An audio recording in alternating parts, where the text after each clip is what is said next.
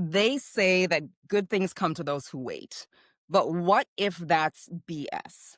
And who the heck are they anyway?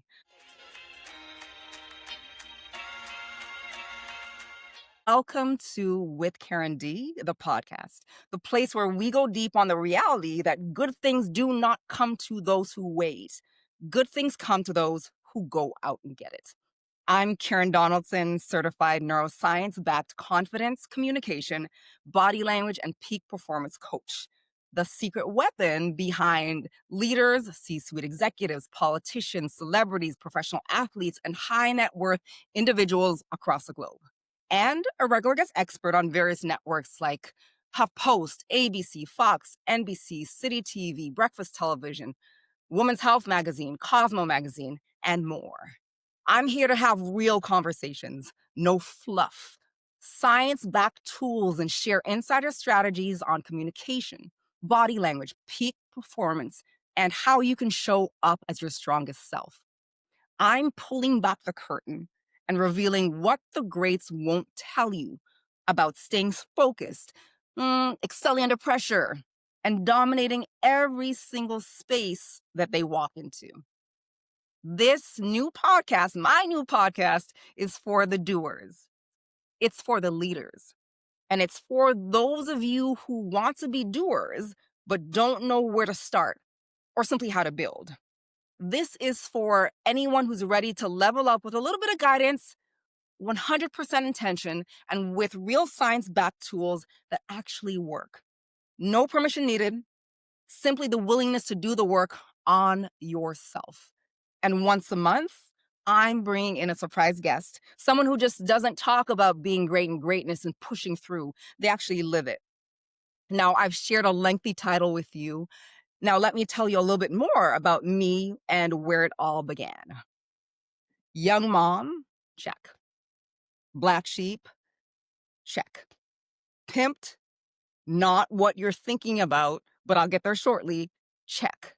Dismissed, yes. Second guessed, yes. Blah, blah, blah, the list goes on. That's me. Now I want you to go somewhere with me. I was in my last year of high school, and I was that young person who loved high school. So I was in the choir. Played bass clarinet for a little bit, but I was also a top athlete. And when it came to friends, I wasn't a part of a single clique. I had a locker in the jock hallway. I was friends with people in the choir. I was friends with people in the debate team. I was friends with people in the band. I just loved my high school life and had a great relationship with teachers and everything. So it was my last year of high school. And as I shared, I was a top athlete. I did flag football, I did track, I did volleyball, I was the captain of those teams as well. Last year of high school, before I graduated, right before Christmas, I received a letter. It came to the school. They called me down from the office, went to the office. My track coach and principal were standing up. So I'm like, oh crap, what's happening? But nonetheless, they gave me the letter. And when I opened it, I received a full scholarship to a US school. I was so freaking excited. So, of course, I was excited, told my friends at school, everyone was excited for me. I was ecstatic, went home. My family knew I was going to accept this is a rare occurrence when I was going to high school. And I went home, Christmas vacation. And when I was off on Christmas vacation, I found out that I was pregnant. Yes, pregnant.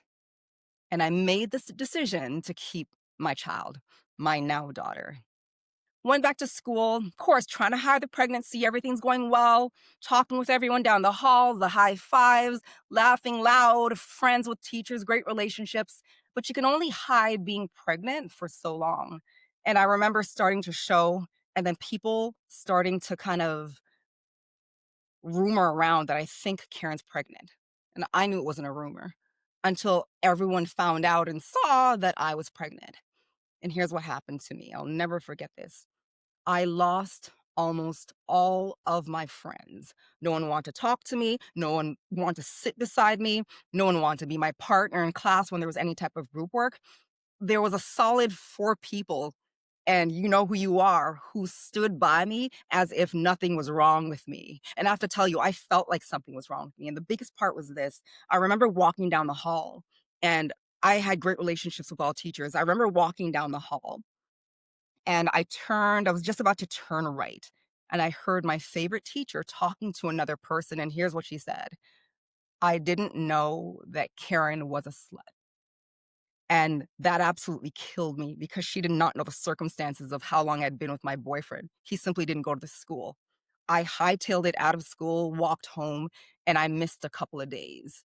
And when I went to school, because everyone was literally shunning me, I missed classes. I was now sitting at the back of the room. I just wasn't Karen. And there was this one day I was walking home and I stopped right across my school. There was a bus shelter, glass bus shelter. And I stopped and no one was around. And I looked at myself in my reflection in the bus shelter. And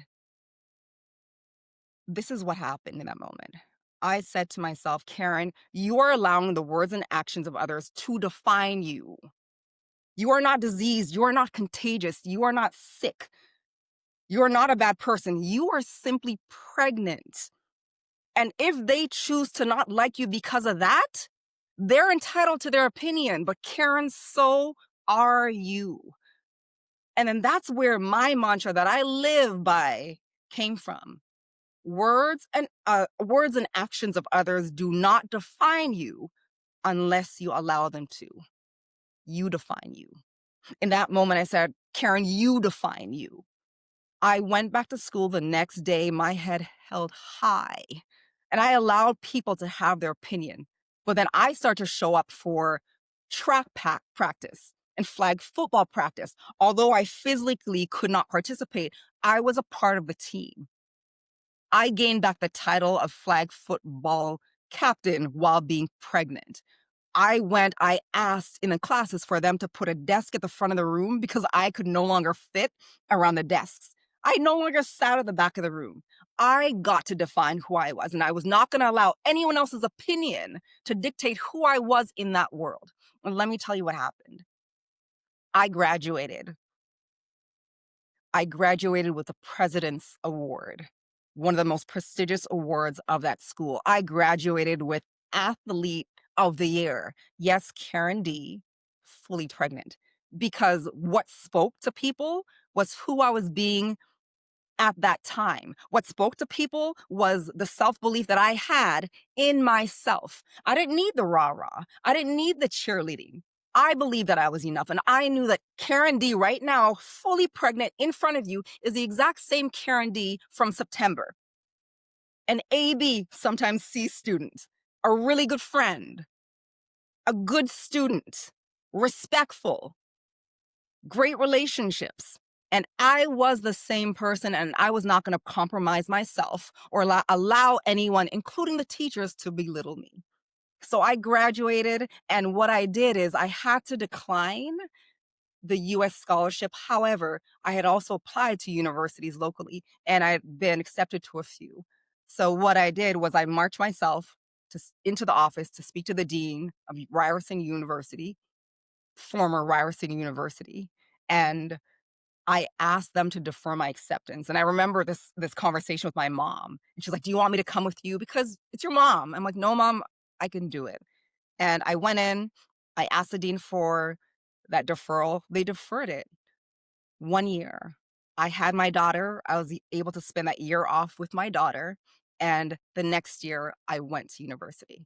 So here I sit in front of you, Karen Donaldson, Bachelor of Applied Science from way back yet when. Do I use it? Heck no, I do not use my undergraduate degree. But that same Karen Donaldson, and what I didn't share with you is I was also a black sheep. I was the person who, in my family, I talked too much. I got in trouble all the time. Spoke out of turn. I asked too many questions to adults. And that was my term. Like, that was my second name. I was a black sheep. And you know what? I began to love what people called me, and I started to believe it, but it wasn't a negative attribute to me. It was just simply who I was. And here I stand in front of you, Karen Donaldson, neuroscience-backed communication, body language, confidence, and peak performance coach. Karen Donaldson, the go-to secret weapon behind a lot of the big names you see online and on TV. That's who I am. You see, from that point in my life, I made a decision to not compromise who I was in this world. I decided to, and prior to that time, I didn't have all this fancy language. I just showed up in this way because I believed one of two things. One, words and actions of others do not define me. I define me. And two, good things do not come to those who wait. You see, if I waited and I believed in what everyone thought of me when I was pregnant, I would have nothing. Good things come to those who go out and get it. So what are you going for? What are you going out to get? Because it is yours. You get to decide what's yours. Walking through life is knowing that judgment is a part of life. There will be people who absolutely love who you are, what you do, and how you do it. And at the same time, there will be people around you who can't stand you. And my friends, it's not you. They are 100% entitled to their opinion, but my friends, so are you. And that's the one that you get to prioritize. No more shrinking. It's all about you standing in your own worth and not shrinking to make other people around you comfortable. My friends, this is why we're here. This is what this podcast is about. And before I close out, I remember I shared one thing, and I want to ensure that you do not take it out of context. I shared that I was a young mom, black sheep, got pimped, right? Not what you're thinking. After I graduated from high school, I took a year off. I was called back to various high schools to come and speak about perseverance and motivation. And it was amazing because schools wanted to pay me $500 to come and speak at their schools. Got it? Then after that, I was invited to organizations and conferences across Canada and across the US. But here's what happened. I went to a conference and I was one of many speakers. Phenomenal speakers before me. I went up on stage, I spoke, I received a standing ovation. And to me, it was just incredible to be paid $500 to do what you love, like literally go on a stage and to speak about what you want to talk about. Loved it. For me, it was super easy. Remember Black Sheep Chatterbox, AKA Karen Donaldson now? Nonetheless, I was at this speaking engagement and a gentleman came up to me and he said, "You were great." Then he asked the question, "What's your speaker's fee?" And remember, I'm young now. I'm like 19, 20. I'm like, it's $500 because my friends were not getting paid $500 for a 45-minute talk or a 45-minute anything. And when I looked at him, he looked like a deer caught in headlights. He was frozen. He said, $500? And I said, yes. I remember, I'm excited. $500. He said, they paid everyone else 5,000. And that was the moment that person became my mentor. I didn't know at that time you could make a full career or you could ask for more money than $500. So for the past, was probably a year and a half, I was being pimped. Everyone was listening to my fee and saying yes before I increased it. And that person, I believe, I know was my angel. They became my mentor. They showed me how to build a lucrative speaking business. And now I train speakers. I train individuals on public speaking. I train them on how to build a paid speaking business. I train on confidence, as you hear. I train on peak performance. And the type of clientele I work with was just a literal blessing. How that came about was this.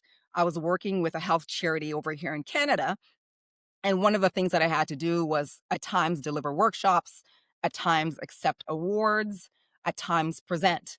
And I sat at a lot of senior level tables. I was the senior it was a long name. Senior health partnership, something another. Doesn't matter. Nonetheless, I was sitting at a lot of big tables, and the CEO of an organization saw me speak in on behalf of the foundation that I was representing. And he came up to me and he said, "Karen, who taught you to speak like that?" And I said, "Well, no one taught me to speak like that." And he went on and said, "Okay, no, no, no. Who is your company paying to teach you to speak like that?" And at this point, I had been speaking on the side. And I said to him, I speak all the time outside of what I do here at the foundation. And he hired me on the spot. I became his public speaking coach. Remember, he was a CEO. His peers saw his improvement. He shared my number. And that's how I entered that realm of clientele. From that CEO, another CEO called me, CSOs, CMOs, COOs. Then all of a sudden, I get a call from a politician.